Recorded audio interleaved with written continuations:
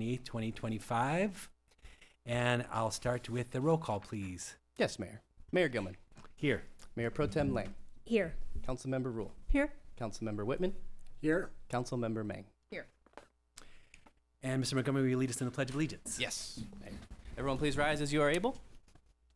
Ready, begin.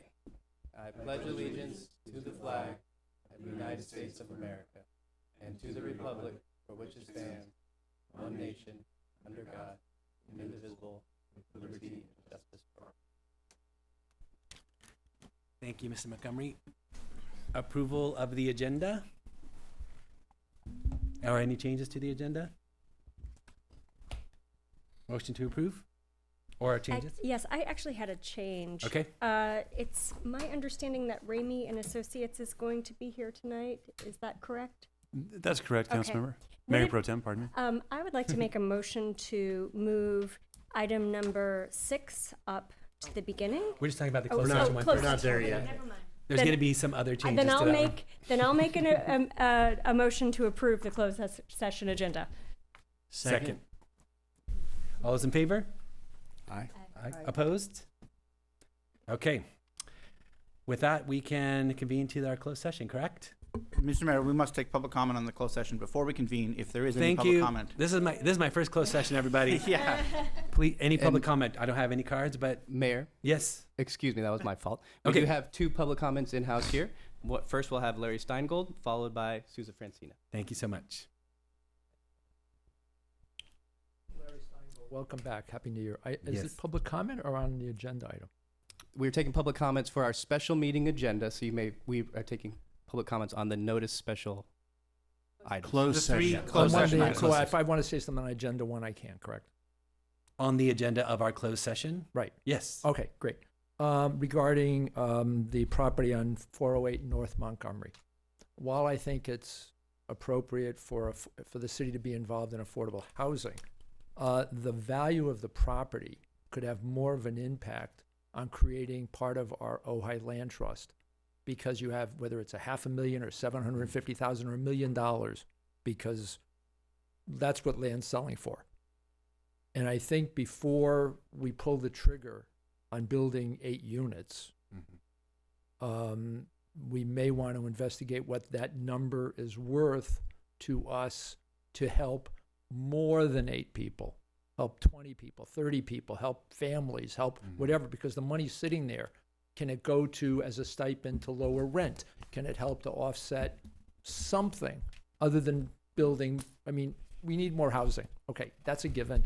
And people need a place to live. It's a given. But we also need to keep people in place so that they don't become homeless or become check to check, or however you want to call it. All right. And that money, that 500, 800, whatever the number, if it's enough. I mean, if it's a couple $100,000, okay, do whatever, right? But if you're talking $500,000, $1 million, it's a big number. And if you have, 100 families, that's, but it's a one-shot deal, so it can be used constantly generating income, jump-starting the housing, the Ojai Land Trust, Housing Trust, however you want to do it. Just please consider that rather than building, because the money is a big deal. So, thank you. Thank you, Mr. Steingold. Next, we have Steve. Oh, sorry. Yes. Sorry, Sousa Francina. You're back. I'm back. I almost feel like myself. Almost. Not quite. So I'm here to comment on the 3rd item in your closed session, which is the request for indemnity by Councilmember Leslie Rule. And I'm speaking in support of Councilmember Rule's request for reimbursement of her legal defense costs. I've always been in support, and the more I learn, the more I am in support of reimbursing her. It's been about 2 years since the issues related to this came before us, and I went and I reviewed that first open session on June 27, 2023, where indemnification was discussed in public, and I think some of you have, most all of you, I think, have seen that session by now. And one of the ironies of that session was that one of the council members expressed concern about using taxpayer funds to pay Councilmember Rule's legal fees. And I hope you all see how ironic that is, because we now know that not reimbursing at the very beginning has cost us not only a fortune in taxpayer funds, but our valuable time and council member time, staff time. So tonight you have an opportunity to move in what I consider the right direction.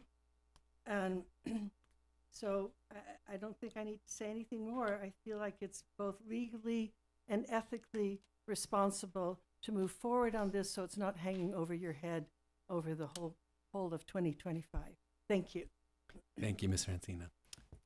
Next, we have Starchild, who has submitted cards for both items 1 and 3.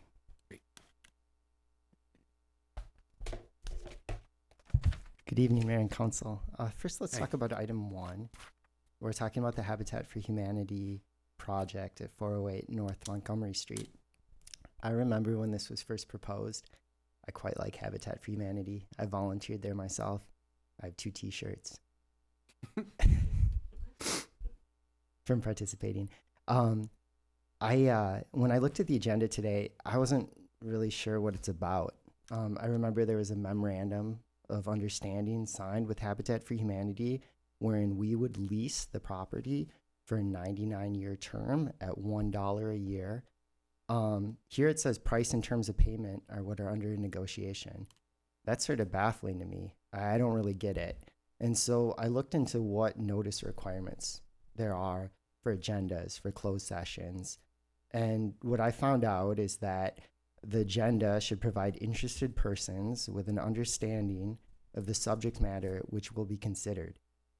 It's in Carlson versus Paradise Unified School District. Reading this, I can't tell what it's about. Larry Steingeld, it seems, thinks maybe we're talking about whether we should sell the property, but we already agreed to lease it. I hope we're going to go through with that memorandum of understanding. We've already inked with them. Are we pulling out? Are they pulling out? I don't know. And I would hope at the end of this closed session, somebody would tell the public what this is about. So now to item number 3, indemnification. I've talked before about how I feel like council should indemnify Councilmember Rule.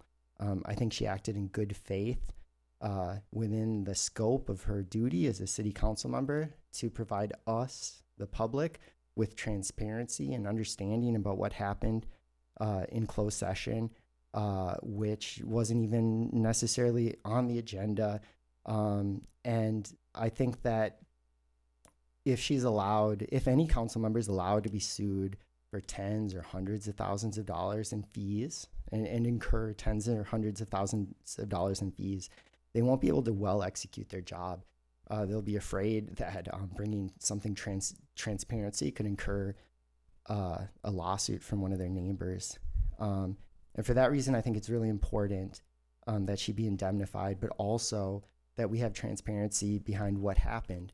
Some of the allegations that I read about in the paper or that I see in the court records are very concerning to me, or interesting to me as a citizen, and I'd like to know what happened. And I'd like for council members to be able to talk to me about it. I'd like to be able to ask Souza, hey, what happened, without her being afraid of being sued. And I think that this council should waive privilege so that we can have those conversations. Thank you. Thank you, Starchild.